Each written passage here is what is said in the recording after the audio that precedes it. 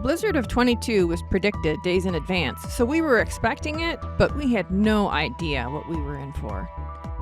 My name is Jennifer Johnson. I'm with Whispering Pines Farm. My husband and I raise a lovely flock of soft Shetland sheep here in western New York.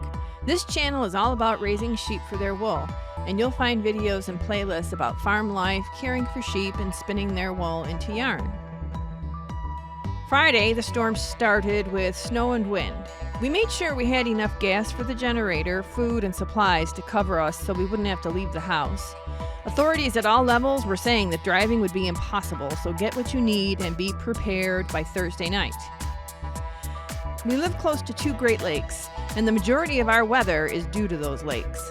So there is this phenomenon called the snow band, which runs parallel to Lake Erie, but just east of it. We are at the topmost part of this band, and usually we get little or no snow from it, but this time we did. And it just sat over top of us for 3 days and didn't dissipate or move on. Saturday, the 24th, the winds and snow were at their worst. The temperatures dropped rapidly from 30 degrees F down to single digits within a few hours. Wind speeds were 30 miles an hour with sustained gusts of up to 60 miles an hour for 36 hours straight.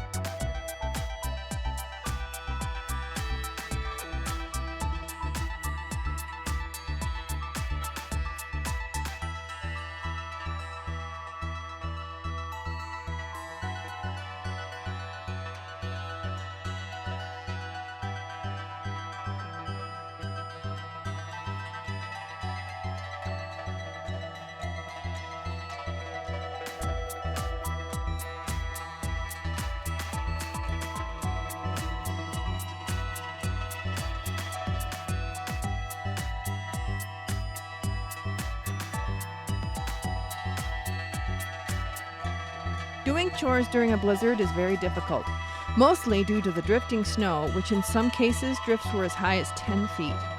I had to climb over the ram gate to get hay into them. We used the headlamp and our goggles since the snow was driving directly into our eyes. It was really difficult to see. Thankfully, we didn't lose any power and the snowblower didn't break down, so we were able to clear out the paths in the driveway after the storm was over. The snowplows were able to come through on Christmas morning. On Sunday, Christmas Day, the storm had abated, and then we went out to check the aftermath.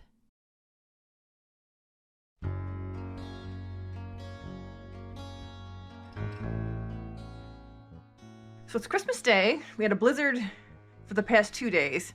So I'm just going to go out and feed the animals because it's in the morning. And then I'm just going to survey the damage and all the snow. Rich was out earlier with the snowblower, so he's got a couple paths made for me, but there's quite a lot of really massive drifts, so it'll be a challenge. I'd like to think that our barn is pretty airtight, but we got a good amount of snow. I actually had to shovel the drift over there yesterday. Got a nice little dusting of snow here because these windows are open. We need a little air. The non-electric buckets are frozen solid, obviously. It's only 18 degrees out, but the heated buckets are nice. It's still working. Thank goodness we didn't lose any power, because that would have been terrible.